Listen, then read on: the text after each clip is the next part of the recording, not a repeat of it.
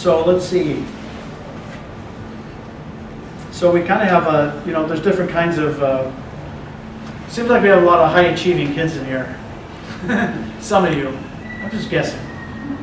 Okay, so part of the struggle with going so fast, and I'm just like a big bummer, right? I'm just a big bummer. You're lucky George isn't here. You would really be depressed. So I do my talk like this, and it's kind of, I make jokes and I encourage you to parent your kids. And George gets up, last time I did one somewhere, and his first thing he says, he talks about 5 girls at PVIS junior high that got arrested for having oral sex in the bathroom with all these boys and playing this game.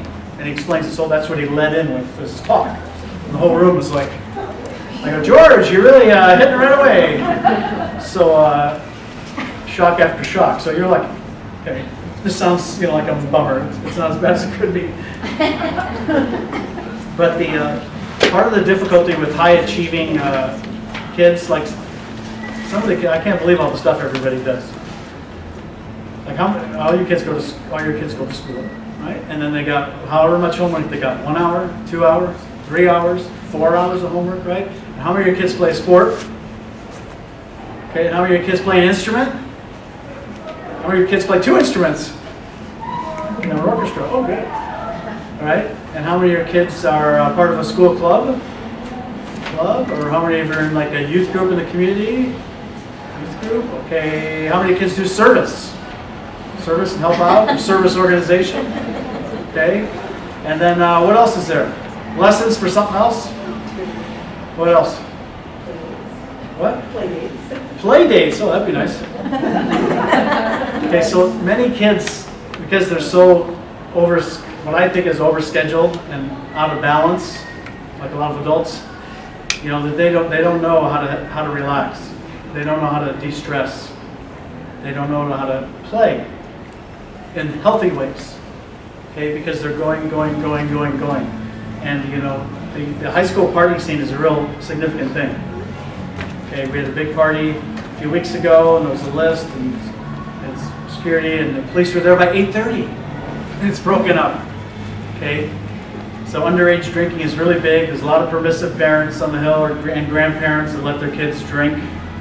And one of the main reason that kids drink and use marijuana and use drugs, what do you think the number one reason is across the country why kids do drugs or drink?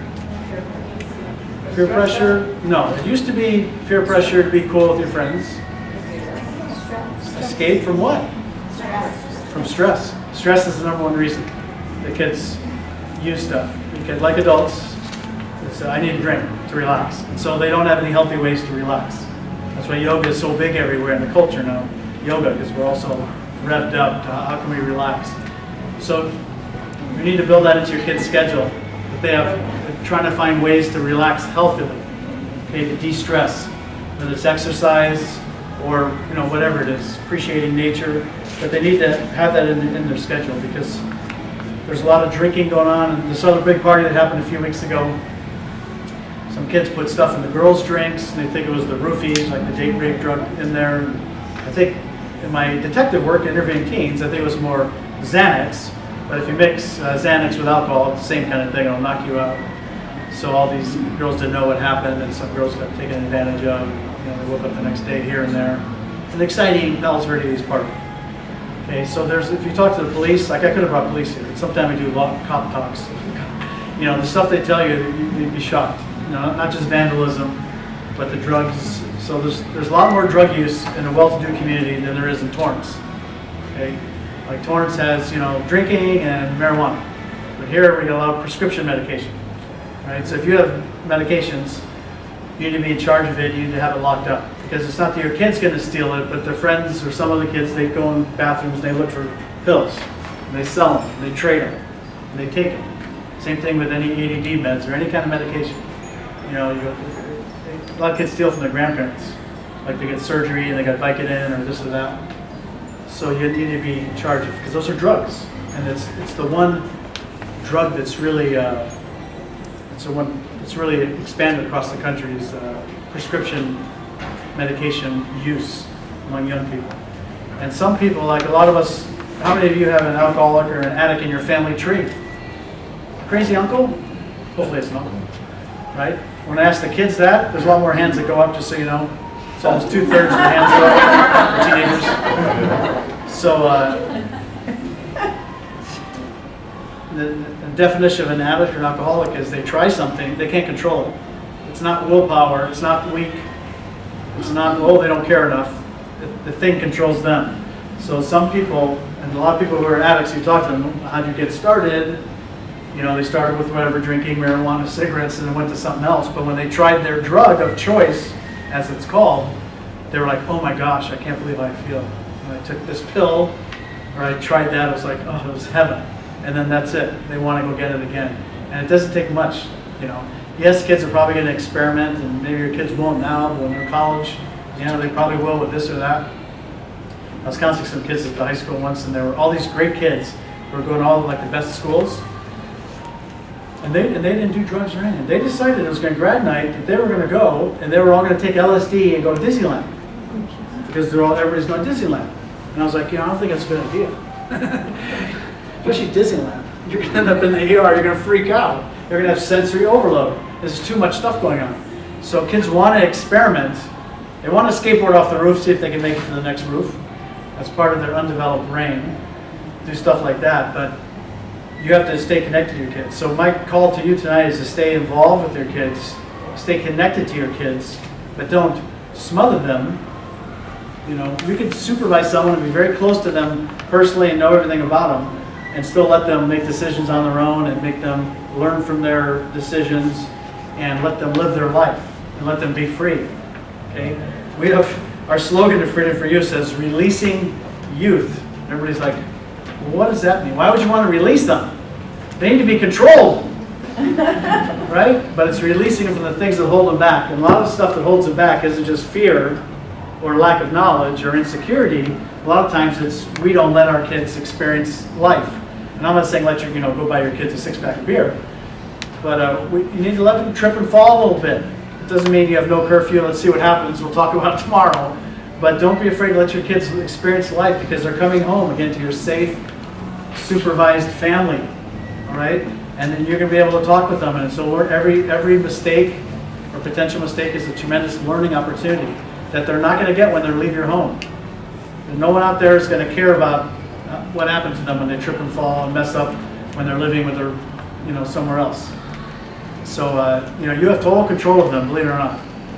Because you pay for everything and you got their... Taking someone's phone now is your last resort, just so you know. Taking someone's phone is like saying I'm going to chop your finger off. Okay, so that's something you could do as leverage, but that's the last thing you should do. Okay, you should do a lot of other maybe consequences along the way before you get to that point. So, okay, and the other thing is that we are a role model for our kids. I'm not going to guilt you a little bit. So we're talking about our kids relaxing, finding ways to de-stress that are healthy. Right? The same thing for us. They learn more from what we do than what we say. Okay, so if I'm all anxious, worried, panicking, stressed out, it's not a very endearing role model for our kids. And if you ask kids, would you like to have a life like your mom or your dad? And they're like, well, I might like what they have, but I don't like their lifestyle. They don't seem very happy. And so that's not to put a guilt trip on you, but it's to work on our own life so we have some balance in our life, that we actually have fun. I'm giving you all permission. It's an F word, fun. Okay? It's okay to have fun. And you may think like, I stopped having fun when I was 8 years old. But you need to also find healthy ways to relax, to get your stress out, go for a walk, whatever it is. Look at nature, read something, music, a hobby you used to do that you used to really like to do. Now you're like, I don't have time for that. Right? You do have time. It's the common denominator in everybody on the planet. The poorest person in Africa, the richest guy in New York, we all have the same amount of time. We have the same amount of time in life until our life's over. So what do we do with our time? Your time is totally up to you. Yeah, you got a boss, and you got work, and you got schedules, but there's time we can find to put relaxation in there, put fun in our schedule. And it's going to be hard. You have to work and schedule it. Same thing with couples. You need to do stuff together that's enjoyable. Everything isn't work and responsibility. Okay? And it's trying to stay connected to each other. They actually enjoy being together. Novel idea. Like when you got married, kind of the reason you got married, I know some of you are probably not married, but right, was because you actually liked being together.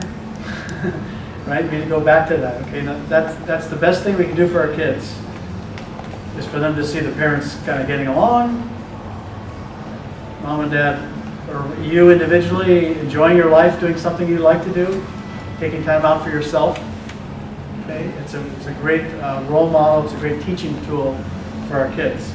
They're more likely to copy what we do, again, than what we say. They copy our behavior. Okay. Okay, we'll have a time for questions in a couple minutes.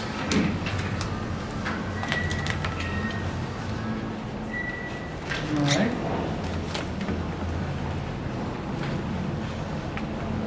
So every kid needs something a little bit different, and some kids are really self-motivated. You know, they're really organized, and they're on top of their responsibilities. You know, and they drive themselves. I mean, I saw this girl that her and her friends would call each other every hour, all night, to make sure someone wasn't sleeping, and that they're studying. What? Right? So they know they're going to fall asleep, but they want to keep, waking each other up, study. So when do you sleep? Oh, you sleep in, first, second, third period you sleep. You do. You sleep in school because you got to sleep. But they're taking every AP in the world and every volunteer thing in the world and they're 4-point something high up, and they'll go to great college, but that's a real extreme end of the continuum, right? So the person who's highly self-motivated needs to learn to dial it back a little bit, right? Needs to learn to relax a little bit. Needs to learn that achievement isn't everything. Okay? There's other kids who are lazy, like I was at times. They're lazy, and you can really take no APs in high school and probably do like no homework, or very minimal, and you could probably get like a 2.8. 2.9, and you can go to some fine school and get drunk. Okay? So you can actually do minimal. And there's a lot of really bright kids who are doing minimal. And the parents don't know how to motivate that kid. So those kids, you're not going to turn them into a hard worker because they've already established their habits of doing minimal. But that kid needs some structure, and needs some motivation, and maybe they're a little entitled. So they need a little bit of a push to get involved, get engaged in something, and to put themselves more into it, because that kind of habit pattern isn't going to be very successful when they get out in the real world, right? And there's other kids who just can't achieve. They're at the lower end, and they don't fit in, or they don't feel confident, or they're not cool enough. Those kids are really prone to substance use, and that whole underculture of kids who are kind of lost. It's probably none of your kids, or you wouldn't be here tonight. But different kids need different strategies, and each of your kids are different, right?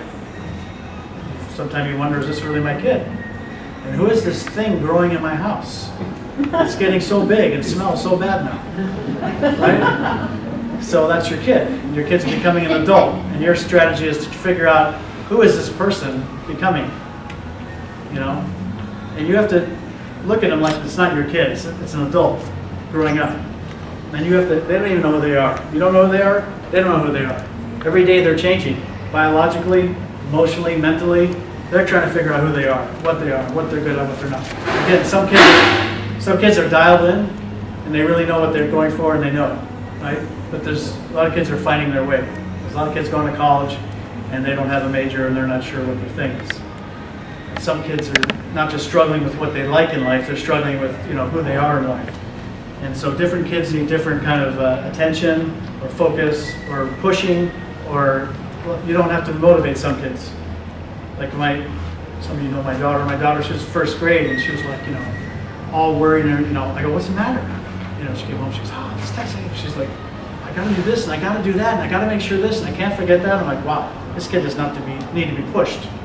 You know, this does not need me saying, don't forget. Hey, did you remember? Right? So is your kid like that? Maybe they don't have to be reminded all the time. They need to dial it back a little bit.